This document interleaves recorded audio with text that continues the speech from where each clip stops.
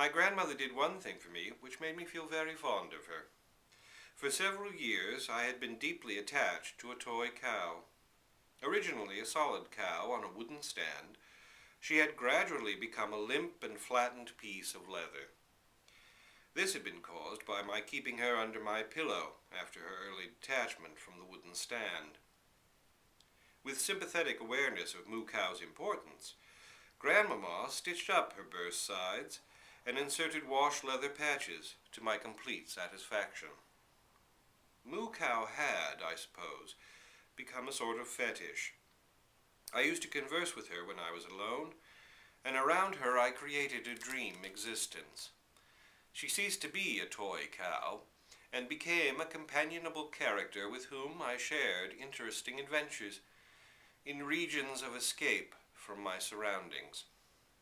I called her she, but I thought of her as neither one thing nor the other. My idea about men and women being that they dress differently so as to show the difference. I hadn't as yet consciously considered the question of how bulls differed from cows.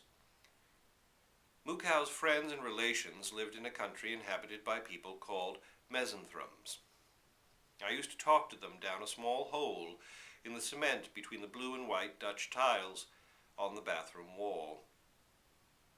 I gave them messages from Moo Cow, visualizing them in a vague way as a crowd of people among whom there were some whom I gradually got to know quite well. This device was probably suggested by the speaking tube, which went from outside the dining room to the lower regions.